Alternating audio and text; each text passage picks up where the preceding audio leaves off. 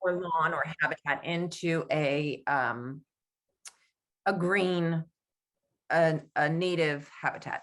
So about myself, a little bit about myself, I have been gardening my whole life. I fell into native plants and learned about them about 4 years ago, maybe. Previous to that, I would identify as a pollinator advocate. I have a personal nonprofit that is called Planted Further, and it is a brand new nonprofit, and we are for pollinator awareness and advocacy and youth education around pollinator awareness. But I had not had a lot of native intentional plantings in my yard before. I do food gardens, I do sunflowers, I like pollinator specific companion plants, I like to call them, things like borage or calendula, marigolds, things that are attracting the pollinators to your garden, but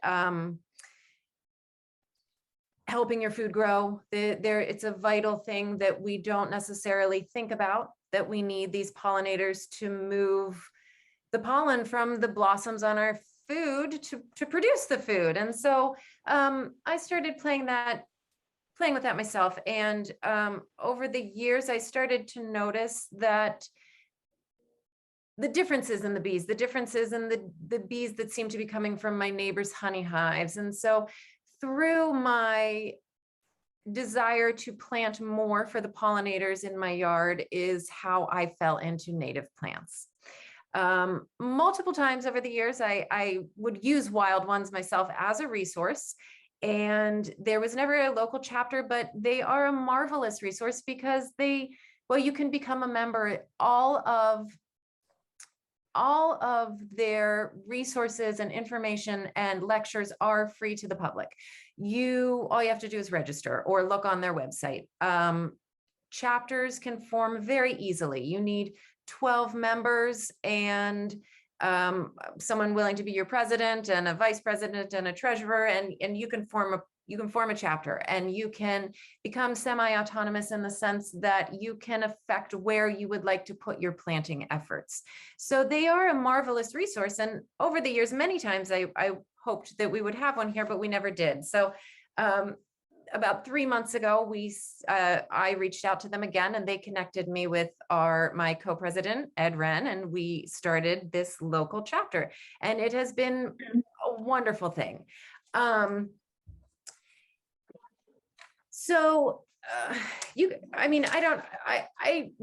We do have a presentation here, and it is going to be shared with you. It is a wonderful thing that our treasurer put together, and it is how you can still this year change your personal habitat, your lawn, a green space into a native planting. So native plants are basically, if I had no idea what they were. We, as gardeners, especially gardeners who are planting for pollinators, our pollinators have evolved over thousands of years to be dependent on native plants. And most often when you go to a nursery or a big box store, you are not finding native species, local ecotypes, anything that has developed in this region, something that has been here. Those are not what you're finding typically. So we are not planting those into our yards. And unless you're seeking that out, and there's a lot of shift which is happening, and it's marvelous. So that is an exciting thing. And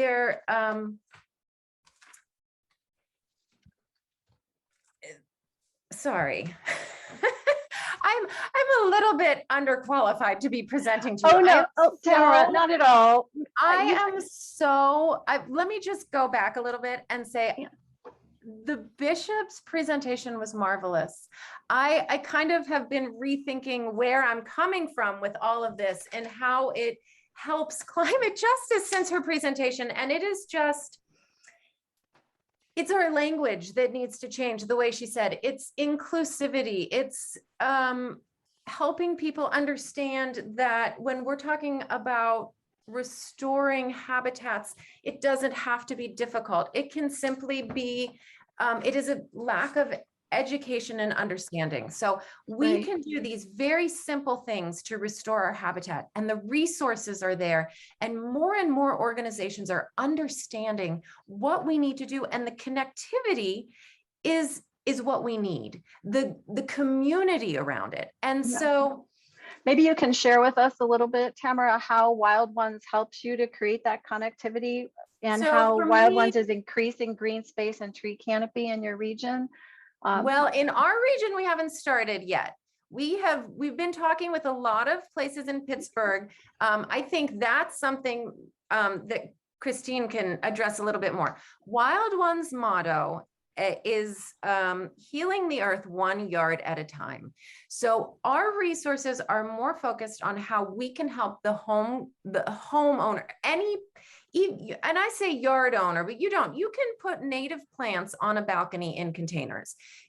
You just need to plant a native species to help the pollinators and do all these, everything we do with native plants helps our ecosystem.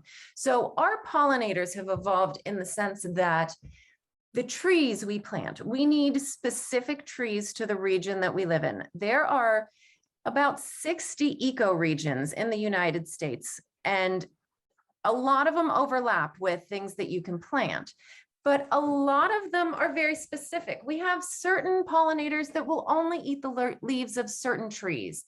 And so when we put these trees intentionally into our environments, our green spaces, our yards, our parks, our community gardens, then we are providing a food source for the pollinators that we rely on. Yep. We are also providing a food source for the birds.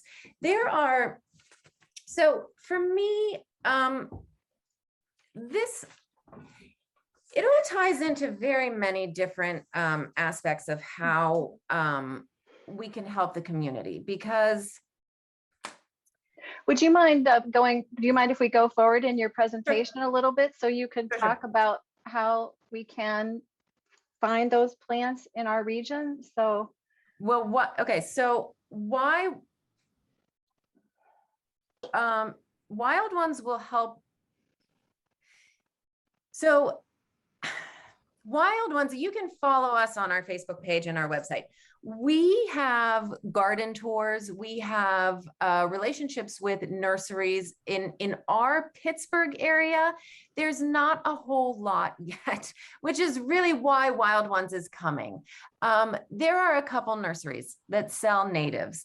When you are looking for native plants, Arcadia Natives is one that's not local to Pittsburgh. She's out in Washington, PA.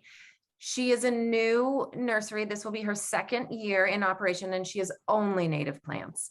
There are a couple through the central of PA and a couple in eastern PA that have been established and there for a while. There is a Wild Ones chapter that is very active and has been around for a couple years in the Philadelphia area.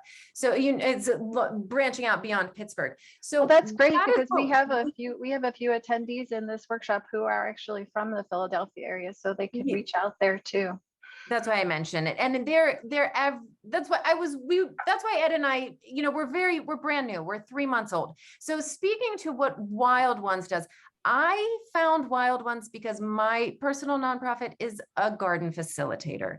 We want to help bring people to the idea of gardening with native plants, to plant for your habitat, to plant for the pollinators that are here and the pollinators that are migrating through our areas. Yeah, so now that we're in the fall season, you're talking about leaving the leaves and focusing on seed collecting and winter sowing. It would probably be valuable to learn a little bit about that. Seed collecting is a little bit, so seed collecting is a marvelous thing you can do once you have already established a garden. You cannot go around and collect seeds from the wild.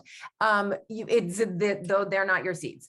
But seed swaps are marvelous. And once you have established plants in your garden, or you know people who have a garden, then you can collect seeds. At this point, I am almost done collecting all my seeds for the year. You start that process sometime in September, and you just have to watch the plant. But our natives give us seeds. Every plant does really, but natives will they'll hold their genetic code. So they have adapted to give their seeds and spread themselves. So unlike a vegetable that you don't necessarily want to collect your own seeds because you might not be sure of what you're getting the next year. And a lot of people do that. I'm not saying that. Native plants are so easy to collect your seeds. Native plants are so easy to winter sow. That is a concept that is, there's a lot of information on it online. If you look up winter sowing, you will find everything you need to know. Could you share a little bit of information? Yeah, about I will. how Just to so do that? it's a very simple process, but if you're not familiar with it, it can seem like a larger thing than it is. You collect containers, the large spinach or salad containers from the grocery store, or your half-gallon or gallon water jugs, milk jugs. You can go to your local dentist or any place that uses these water bottles frequently and ask them for them. They'll give them to you. You want about 3 to 4 inches of a sterile potting soil. Some people will mix other things with it, but you do want it to not grow anything other than the seeds that you're putting in it. So a seed starting mix is what you want. You fill that up. You need holes in the bottom and holes in the top of your container. You cut your container, or if it's a salad one, you don't need to cut it. You just need holes in the top, holes in the bottom. If it's a jug, you cut it about 3 inches below the top, and you put a hole in the cap too, but you need to save your cap. Then you just plant your seeds. Sometime around, I do mine around the winter solstice is when I start, but the beginning of December all the way to the end of January is perfect time. We do this because some seeds need a cold stratification period, meaning they need to be wet and cold for at least 3 to 9 weeks, depending on what their genetic structure tells them to be, and then they will germinate. So if we don't plant our seeds like milkweed the correct way, they will never sprout for us. And because they're native, because they've adapted, because they're used to just blowing into the wind or attaching to an animal and then sowing itself, that they are very well adapted to this concept of winter sowing. So you put your seeds in your sterile soil, you moisten the soil, you cover it, and you stick it outside in a safe place. That is it. You just wait for them to sprout when they would sprout in the spring.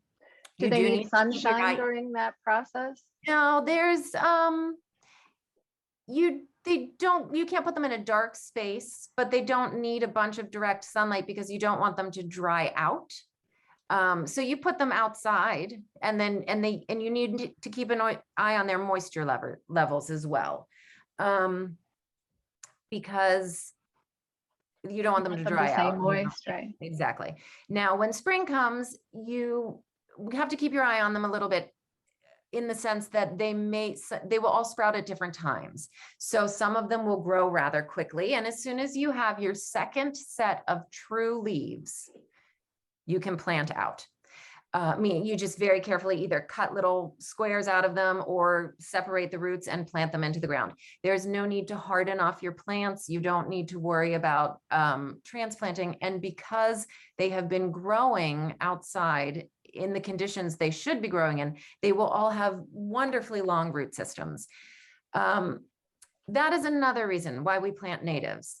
Their root systems are nothing like the root systems of turf grass or other grasses that we put in. A turf grass has 2 to 3 inches of roots and they're not doing anything for stormwater mitigation. They're not doing anything to keep erosion from happening. And when we plant intentionally with natives on a larger scale and also on our smaller scale properties, we don't see as much of this erosion. We don't see as much stormwater happening. We are here in Pittsburgh, we have been having crazy issues with stormwater constantly, but all we have is lawns. And so there's nothing to hold the water in as it's coming down quickly. On the note of lawns, I'm going to jump over to that for a minute because we heard some kind of devastating statistics a little bit earlier. 5% of our total air pollution comes from lawn care, lawn mowers, leaf blowers. So the more lawn we can transform into native landscapes, the less air pollution we're creating. Americans spend $6.4 billion a year on lawn care. And when we say lawn care, we mean fertilizers, pesticides, and mowing services. So we are not helping. We're doing the opposite of helping climate change there. But that's a huge chunk of money that could go into climate action. $6.4 billion a year if people would stop, fertilizing and sorry, I'm not a fan of lawns. I don't have much of a lawn anymore. I just learned that PADCNR has a service that helps you convert your lawn into either a native grass or meadow or forest. That's brand new this year. That's really exciting. Very exciting. I was going to share that, and I'm so excited you did. I believe that the link for it is up on our Wild Ones page too, if anyone wants to head over there to figure out how you can do that. Thanks, Tamara. We have to move on to Christine, but it would be really helpful for you to put into the chat the link to the Wild Ones Facebook page so that we could look into your website in more detail later. It sounds like Wild Ones is a great organization for all of us to explore. And if you could share any other resources with us in the chat or with me by email later, I'd be happy to pass them on to all of our attendees. Sounds thanks. good. So I'm going to stop. I'll put some stuff in the chat. Thank you. But Tamara should put in more. Thanks, Ed. That's really helpful. Thank you. So I'm going to stop sharing for a minute and allow Christine to share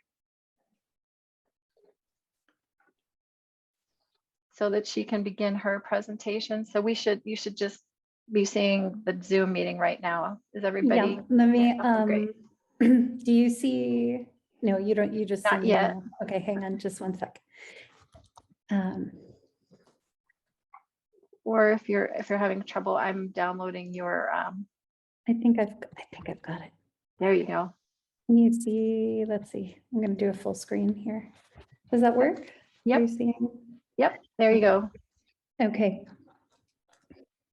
Kathy, keep me on track, please, because sometimes Will do. I go over. Yeah, we'll allow 5 to 10 minutes for questions at the end. So you have a good 20 minutes or 25 minutes. So.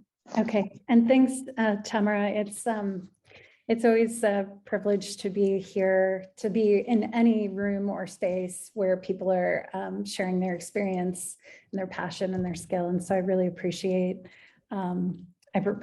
you and this talk and the opportunity to be here. When I was preparing for today a little bit, I was reading online some of the executive director's David's words, and as you were speaking, I was reminded of one of the pieces that I jotted down because I thought it was so poignant and relevant to what Wild Ones has to offer. He quoted, "Do what you can with what you have where you are." And then he went on to say in the writing, "Continue to be brave and boldly strive for a better world. There's not a greater mission than to leave the world better than you entered it. Educate, create, and tend to others and all of creation in this miraculous garden." And so thanks for giving us wonderful tools and resources to do that in our own home. I want to do something a little bit different today, something that I don't normally present this way, but I'd like to try something. I'd like to share with you for the next few slides some photos shared with me by a woman named Kirsa Jana. She just wants to share her love of trees. And as we ask ourselves, I guess, as Kathy has asked me to talk about scaling up from the home scale and what that looks like. If you can't engage at the scale of your home, or you want to scale up and engage with your community and neighbors to affect change on even more land.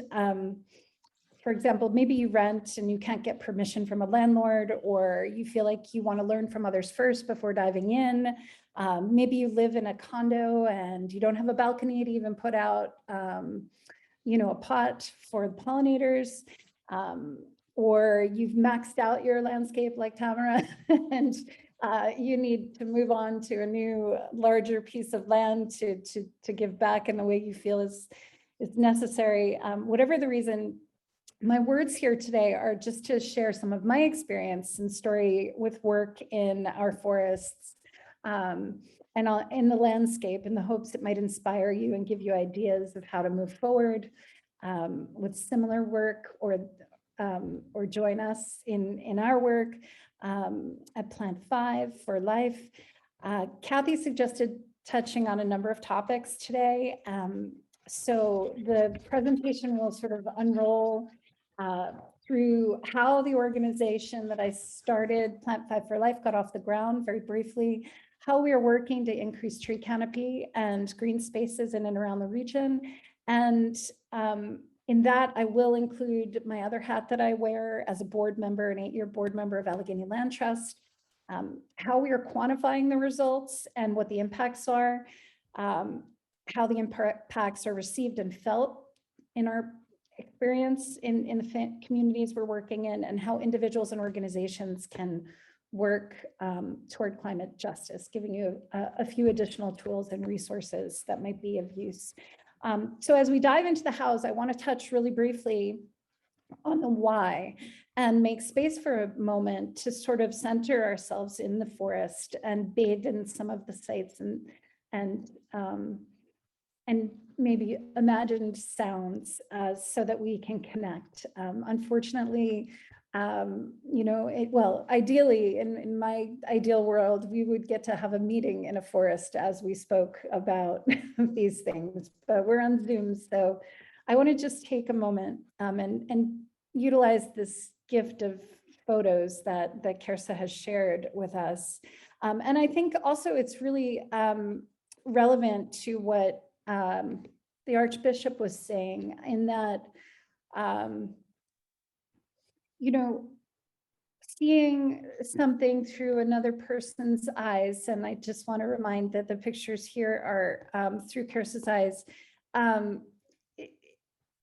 If we can learn to observe and listen in a way that puts us into the experience of another, it allows us a deeper connection, both personally and professionally, and in the work that we're trying to do. At least that's my experience. So if you're here in Pittsburgh with us today, or in Western Pennsylvania, you might have frost on your leaves in your patch of forest, or the patch of forest that you might like to get to know, or that you know. Plant 5 for Life was started for many reasons, and as a culmination of many experiences on my personal and professional journey. I could go into all those, but really Plant 5 for Life really aims to, well, the essence of it is to make room for, to foster, to embolden and create a platform of connection and understanding with the earth we live on, and ultimately the one that sustains us, as you all know. That connection can be shaped really by the individual, by the community, and that connection can be owned by them. So Plan 5 for Life works at the intersection of reforestation and community health. And we believe that until that sort of connection is taken on board internally, until we listen and observe at that level, it's difficult to face our challenges and to build solutions and to treat each other with respect and honor each other and the life systems that sustain us. So, you know, I try to remember that the plants were here before us, I guess, as the book of Genesis 1 tries to teach us, and that we walk among those who were here before us, and we're the newcomers.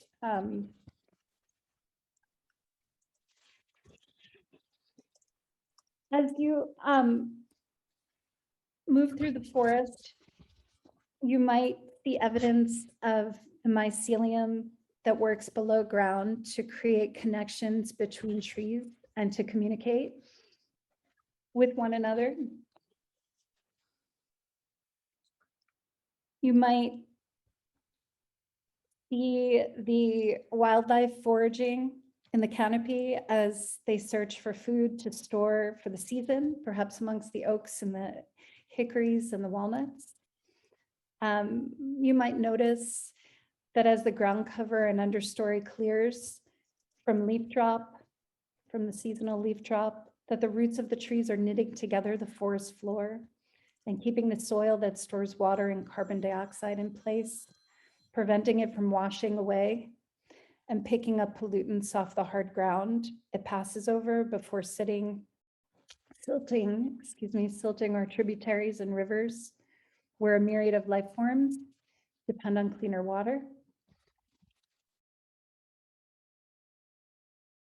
If you fast forward through the seasons, you can imagine food for various creatures, birds sticking up through the snow, and berries and seeds still clinging, and then into spring, the awakening of the forest again. As the plants, the trees, the shrubs, they leaf out and collect water, cup it in their flowers, on the leaves, and in the crown. Up in the crown, they're carving out new space, communicating their boundaries. The inhalation of CO2, nitrous oxide, the exhalation of oxygen. These are the sorts of experiences we at Plan 5 for Life wanted every child to have. And we wanted that access to be equitable, in that often in well-resourced communities, one of the resources they enjoy is canopy cover. In less resourced communities, often there are less trees, less canopy cover. That's true across the nation, and somewhat true here in Pittsburgh as well. That exacerbates problems with air pollution and other environmental challenges. So our approach was to partner with our healthcare partners, because we believe trees are health infrastructure, and to give to children, every child that came through the birthing unit at UPMC as a start, at McGee Women's Hospital, 5 trees. Essentially, they were gifted in the child's name.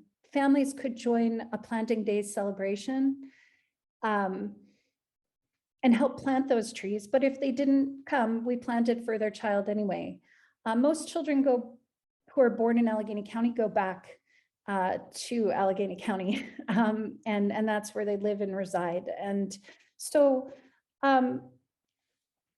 this is the postcard, what you're seeing, that we started with. We had a lot of ideas at first, and we had some analysis paralysis. How do we do this? What is the best way to do this? And finally, we just started. We took the opportunity that we had to utilize the discharge packets and put something in it. that parents would take home. And we thought that if they didn't know how important trees were to their new child's life, now they had a chance to learn about it. If they came to our website, they could learn a little bit more. And if they gave us their zip code, we would try to match them up with a planting day celebration where they can meet other parents who had children of the same age cohort, and they could be given access to additional resources that pointed them in the direction of health, wellness, and environmental connection. We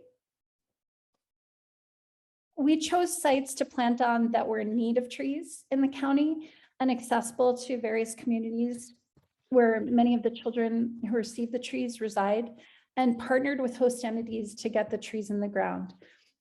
Kathy asked me to talk about how we did this, so I'm going to try to pepper these next slides with some information that I think would be useful if you were to seek out places to do something similar, whether it be just plant trees, connect with your local healthcare community, and ask for their help in seeing trees as a critical part of healthcare investment, or however you think you might do it. I think some of the things that we've learned might be useful to you.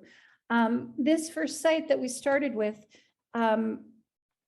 was a coal mine restoration site. As you know, we have as you may know, we have lots of degraded lands around the county and the region from our coal mining history. Many of them are denuded, big scars in the earth without regeneration of forests. They need a bit of a helping hand to get that going. And we were fortunate enough to seek out a host site and partner. And I want to emphasize how important it is to partner. Many of these planting projects are incredibly resource intensive. You think, oh, well, they're just trees, but we have such a problem with deer browse in our county and many of our municipalities that many of them, in order to survive, the mortality rate is so high unless you shelter these trees that planting really becomes a very resource intensive exercise. Whether you're using tree tubes like you see here and wooden stakes, or another type of tree tube, which is using a fiberglass stake, or using metal mesh, which is a more open enclosure. It gets expensive.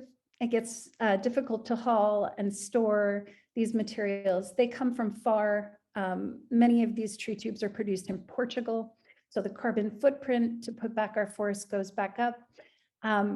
And so combining resources with other partners and finding partners who have the capacity to help prepare the land for planting, to help find volunteers for planting, to help care for the trees after they go in is really important, I think, to the success of any engagement with any site. So we did 5,000 trees here with the Botanic Garden. We also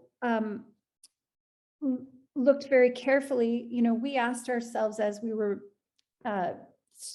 seeking out sites, sort of where are the children returning to? Does the community need trees? Where do they need them? Of those places where they need them, where can the trees have the most impact from an ecological and social services point of view? And so we would meet with community members. We did our own sort of, we might call high-level analysis with maps and GIS and reading reports and talking to all sorts of stakeholders and officials. But ultimately, the most valuable information was, as I think also the Archbishop was saying, was from the people who lived in the communities. So we would, in the very beginning, we would come in with ideas of where they should be planting, and we would learn a lot in just a few conversations. The maps and the analysis we did became catalysts for a very productive conversation. They became something to bounce off of, but ultimately we were not telling them what they should be doing. They already had their ideas of where trees would be most needed. So this particular site is in the hilltop, a little bit difficult to see, but we partnered here with a local Target. Actually, they the Hilltop Community Farm was the host, and yeah, they were the host site. They're basically reclaiming a vacant lot that used to be federal housing and turning it into a community hub and place for agricultural training. And they needed fruit trees. So we also partnered with the Fruit Tree Foundation, Planting Foundation, and Target was the corporate partner. We were matched up with them through the Arbor Day Foundation, who's another one of our partners at the national level. And we designed kind of a family day event for both the community and the corporate partners' families. So they brought their kids, their husbands, their wives, their friends. We had folks of all ages. You know, another place that we had the opportunity to plant was in our public parks. So many of the city and county parks are in great need of second generation reforestation. Our forests are aging out, and the generation of forests coming up is not very diverse, many times filled with invasives that are choking out the canopy and need some degree of management. And so, you know, we can plant fresh on coal mine sites and on vacant lots, but we can also plant in existing forested environments. There's a great need to diversify and to protect plants coming up in the understory. As I mentioned before, the deer problem is significant. And when you take away the understory, you take away diversity in the next generation of forest. You also expose the soil to our increased rainfall, and that washes away and causes all kinds of problems for the existing canopy. It destabilizes it, makes it more vulnerable to windfall and so forth. That precious soil, which is holding on to a lot of our carbon reservoir, it is our carbon reservoir in many ways. It ends up in the river. So lots of problems associated with poor deer management. I want to add, this picture prompts me to add that we, you know, we started out really just thinking we would plant with the families of children associated with the trees that we gave. But really it became so much bigger than that. So many people took interest and want to be outside and want to do something to reverse the conditions that that we're seeing out there.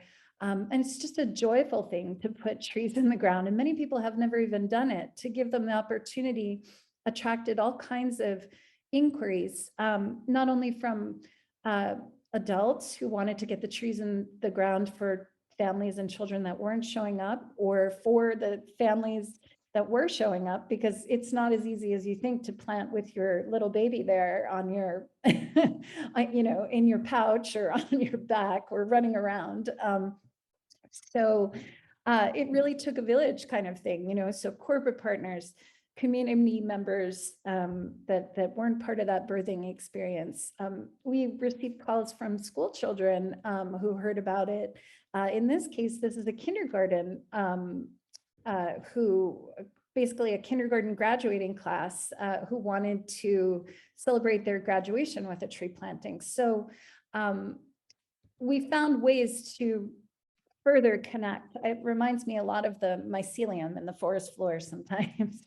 Others, I think, and this is a very relevant site, we ended up connecting through just our work, the word being out there that we were engaged in this kind of work with Garfield Community Farm and subsequently with Beulah Presbyterian Church in Churchill. Many of the churches have a lot of land from, not all, but have a lot of lawn and a lot of land from a time, I think, that Tamara was sort of referencing when lawns were all the rage and part of our aesthetic. And that is true here at Beulah. They have numerous acres in lawn and also in forest and forested slope, but that forest is also aging out and has a very denuded understory. So through the work, we engaged with the church community there, and with the help of Garfield Farm and their expertise in permaculture, we were able to begin to help the community fulfill some of its sustainability goals. It had a vision for attracting youth to the church through a commitment to sustainability and opening themselves to the larger community by serving the larger community through its landscape, by transforming it into something much more functional from an ecological point of view. So I think this project is a good example of this notion of just getting started and doing what you can and doing it where you can. I'm not sure Churchill would have been one of our very first communities when we look at some of the analysis that we did early on in terms of environmental justice, for example. But it is a community, it is a site that has need, and trees have something to offer here in a catalytic way. So I'll just tell you that here, there are two things going on. In listening to communities throughout the time leading up to our engagement at Beulah, we learned that there was a lot of concern around mobile corridor pollution. When we would show where trees could be impactful, we were showing some maps of Black carbon concentrations in communities. And without fail, people really seemed to want to do something about that. So asked, can we plant in the corridor to help mitigate the air pollution? We began to model a project in response, and also further modeling off of something in Louisville, Kentucky, that's utilizing trees as a medical intervention to mitigate pollution from mobile source pollution. They're looking at the health impacts pre and post planting, and are very strategically inserting those trees along mobile corridors in a way that will essentially, hopefully, have an impact on cardiac and respiratory health. Without getting too much into the weeds, and I'll leave, obviously the opportunity for questions about that project. This site is next to 376. The Beulah community members wanted to explore utilizing this site as a pilot for that work, in addition to regenerating their landscape and making it a more productive one overall. They have a preschool and a daycare on the site, so they do have a vulnerable population occupying the site on a regular basis. We could not get going on the mobile corridor planting for a variety of reasons surrounding COVID and some work that PennDOT was doing along the road, as well as with gas line work. So we got started on the regeneration of the forest landscape. And, we didn't have a survey to begin with. We thought maybe we shouldn't start until we have a survey and a plan.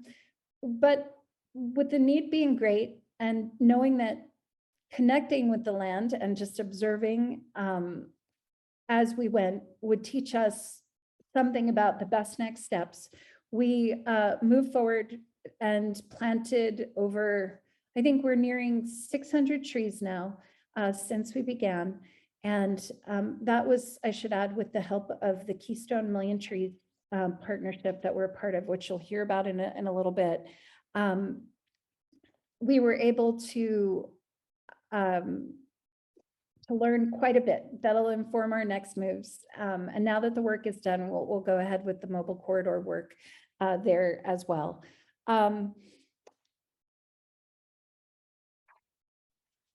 Christine, I wonder if we were able to secure another 5 minutes for questions, so we don't have to end until 2:50, but Okay. I'd like to allow a few seconds. So wrap if you wouldn't mind wrapping up a Sure.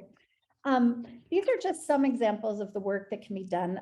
2 points that I wanted to make in terms of Allegheny Land Trust's work and conservation. Like I said, it's resource intensive to put back land that has been devalued in this way. The most important thing we can be doing, in my opinion, is to put land into preservation status, a protective status, when it has mature trees on it already. And there are ways to do that. You can partner with a land trust to help you do that. And if you want to learn more about what land trusts do, I would point you to the Land Trust Alliance. It's a great website and resource for learning about what the power of land trusts have to offer, and also the local land trust, Allegheny Land Trust, has a program with Grow Pittsburgh where we acquire urban sites, particularly community gardens that are at risk of development. And they are put into essentially the ownership of the community. So we lease the land back to the gardeners for, $1, a very minimal amount. And they're able to continue gardening and regenerating a landscape. There's also a tool through the carbon credit marketplace, which Allegheny Land Trust has been exploring and recently tested through a particular acquisition. And the long and short of that is, if you're planting trees or preserving trees, you can generate income from that work through the carbon credit marketplace. And so that money that you earn can go back into the care and maintenance of that site. So that's a wonderful new tool that is coming down the pipeline and is being used and practiced here in our local community. So I would suggest looking into that as well. If you're looking for native trees for a project, I would direct you to some of our local nurseries. Garfield Farm is now selling trees. There's Audubon in Beechwood, Musser Farms in Indiana, PA, a little bit further from here. Stark Brothers has wonderful fruit trees. There's Phelps, Eisler, and if you have the opportunity as an organization to join the Million Trees initiative, which you're about to hear about, they source from all over the state, and you get to choose species that are reoccurring here in our environment. There's also Tree Pittsburgh Heritage Nursery, and if you want to buy your own seeds, which have been largely handpicked from resilient trees within the state, you can go to Sheffield Seed Company. And I will also add Shadyside Nursery as another resource for native trees in our area. Some of those you can access wholesale if you're an organization. Otherwise, you'll be paying retail costs. But you're always welcome to join with us at Plant 5 and to join a planting event.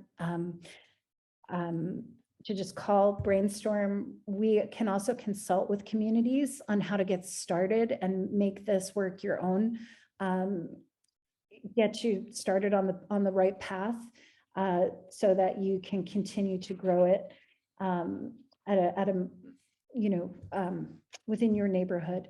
So that's all. for Well, thank you now, and so I hope I much. didn't go on too long. Yeah, no.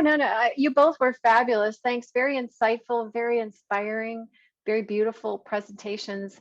I assume we can share these with our attendees, both of your slide decks.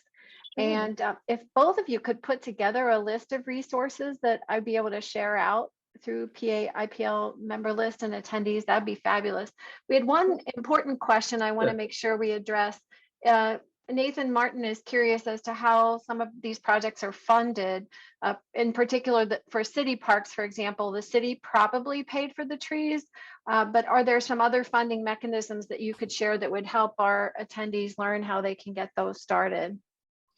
Sure. In the case of the city parks, they were not actually funded by the city. We fundraise for those privately, separately. So, and that may change as the city tax kicks in, the city parks tax.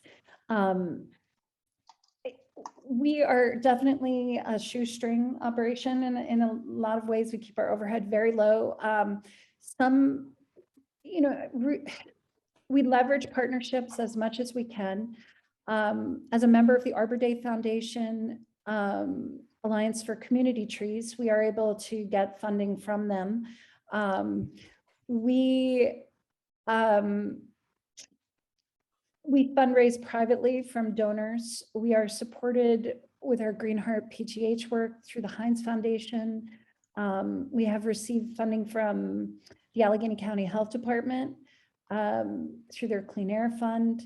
I should note with our Green Heart Pittsburgh work, we are putting up air quality monitors to capture baseline and to understand the impact post-planting.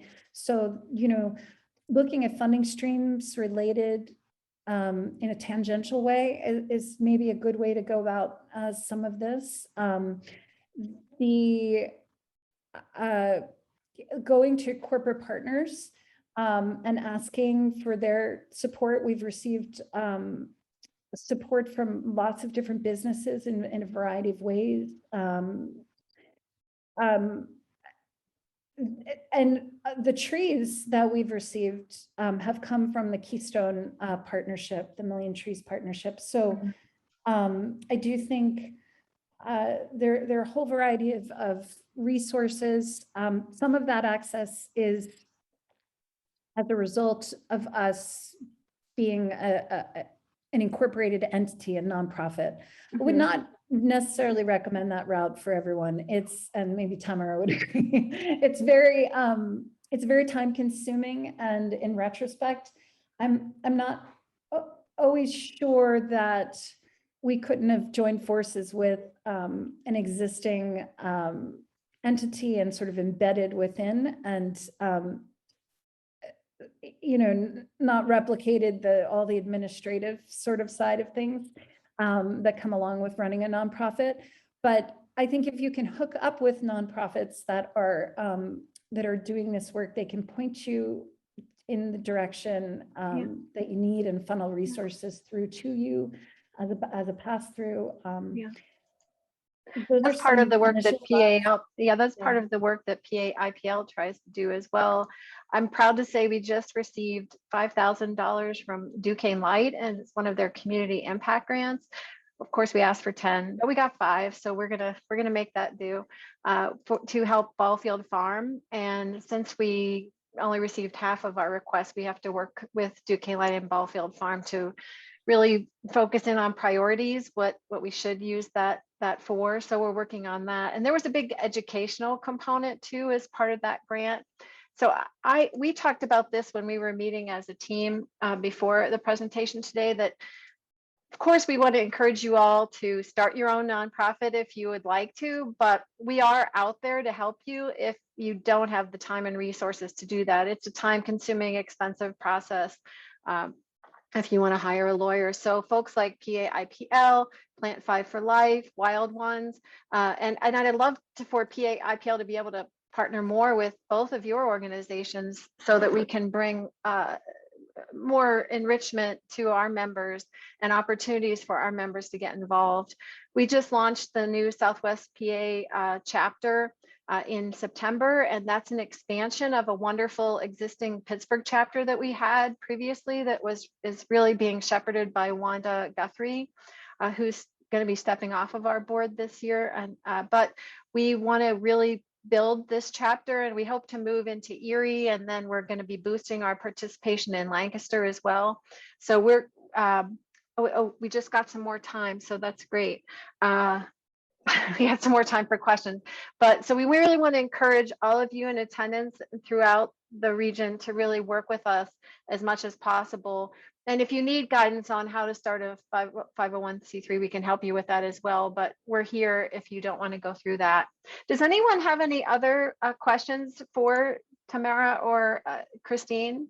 I have a comment if I have time. Please do. Our group wants to say yes to almost everybody that wants to do some sort of local initiative. And we have the advantage of having our national organization that's kind of taking care of a lot of our administrative burdens. So if you have any kind of project you want to do, feel free to reach out to our Wild Ones chapter. Tamara had mentioned that when we talked earlier, that the ease of starting another Wild Ones chapter is very helpful.